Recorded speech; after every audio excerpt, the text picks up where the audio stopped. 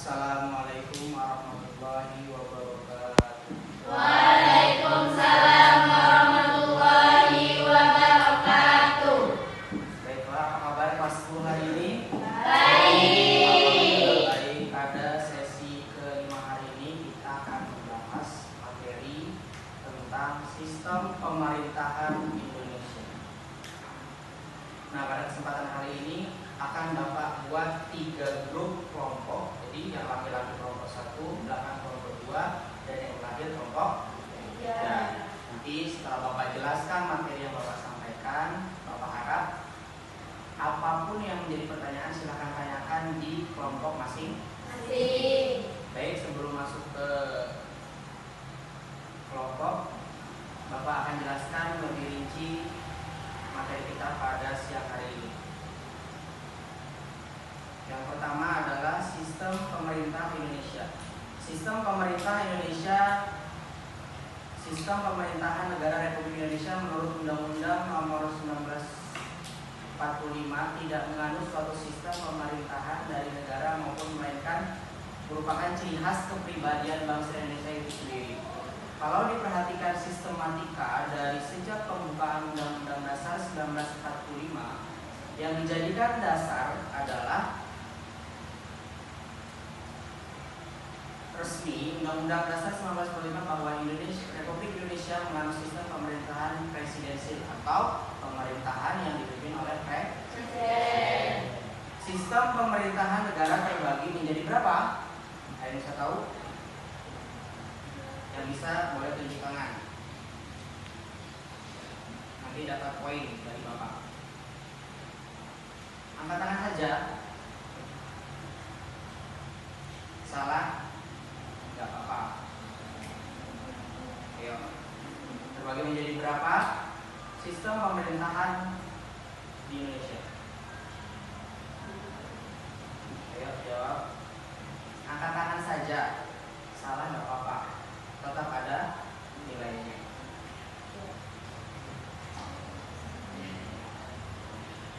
Ada berapa?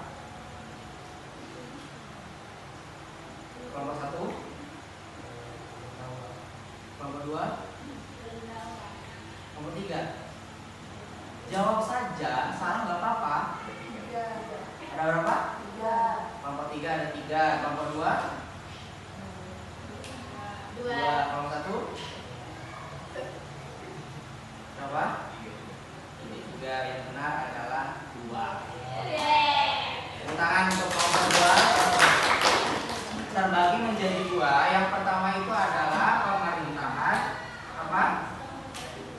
Parlementer. Sistem pemerintahan parlementer. Yang kedua, sistem pemerintahan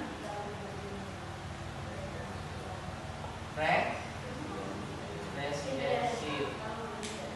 Kita bahas yang pertama, sistem pemerintahan parlementer.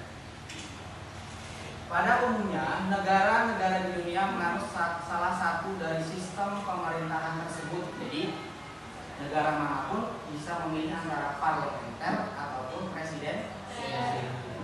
Adanya sistem pemerintahan lain dianggap sebagai variasi atau kombinasi dari 2 sistem pemerintahan di atas.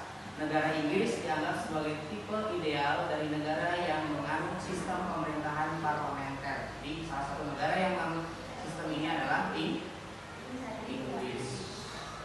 Makanya sebutannya adalah Mother of Parliament. Apa artinya? Induk parlemen. Ciri-cirinya itu, ciri-ciri dari parlemen. Yang tahu ciri-cirinya? Sistem parlemen. Parlemen adalah satu-satunya badan yang anggotanya dipilih langsung oleh rakyat melalui pemilihan umum. Kekuasaan besar parlemen meliputi badan perwakilan dan lembaga legislatif. Yang kedua, anggota parlemen berasal dari partai politik yang mendapatkan kursi dalam pemilihan umum. Semakin besar perolehan partai atau bahkan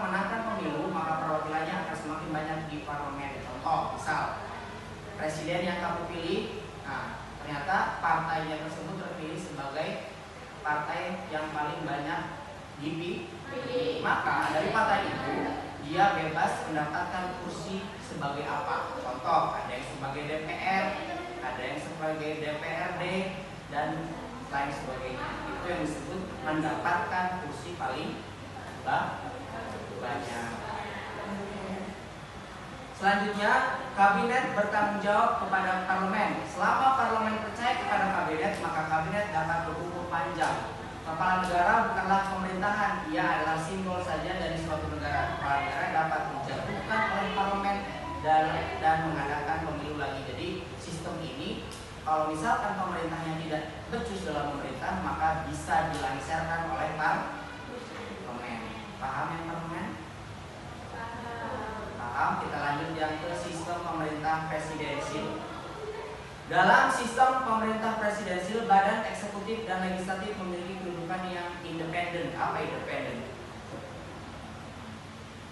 Kedudukan yang kuat. Kedua badan tersebut tidak berhubungan secara langsung seperti dalam sistem pemerintah parlementer.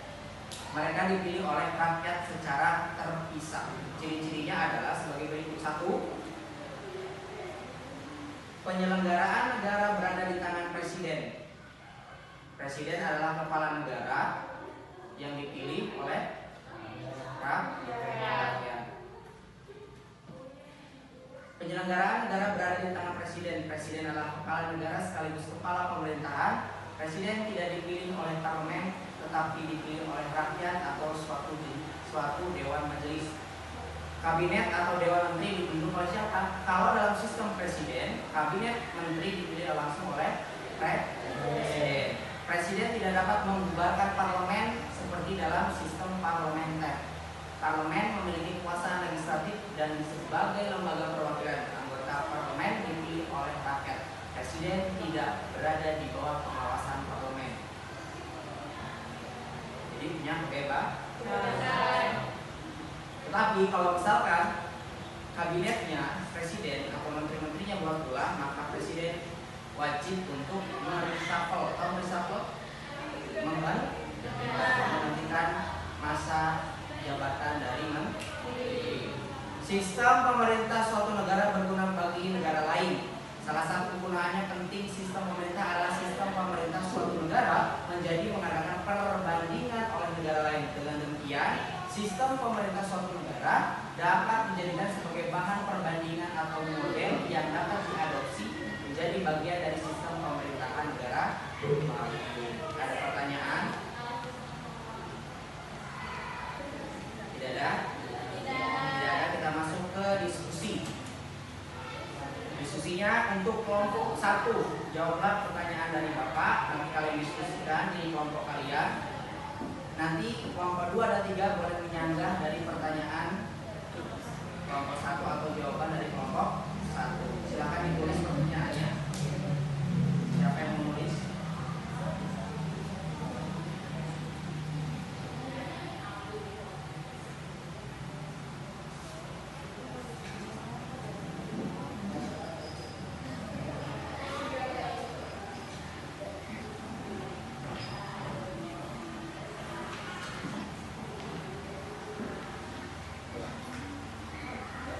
Pertanyaannya nomor 1.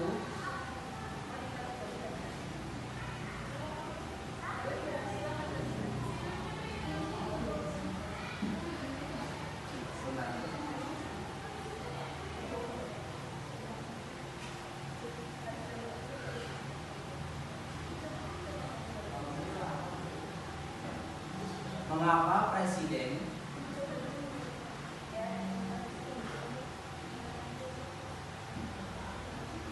tidak berada di bawah pengawasan parlemen?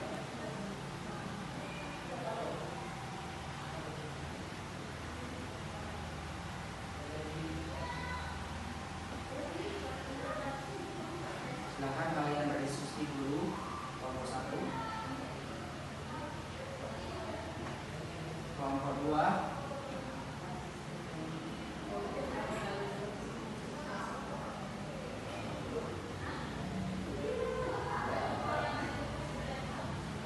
Berapa masa jabatan presiden?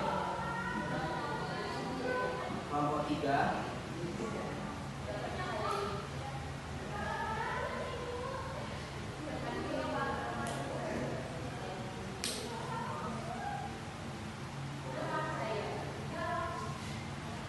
Kelompok 3.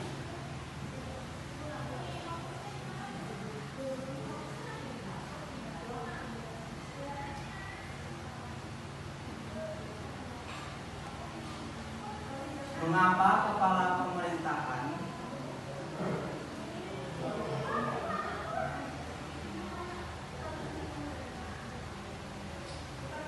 di sistem parlemen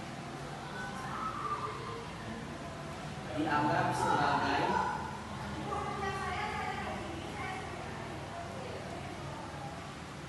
simbol saja di dalam suatu negara?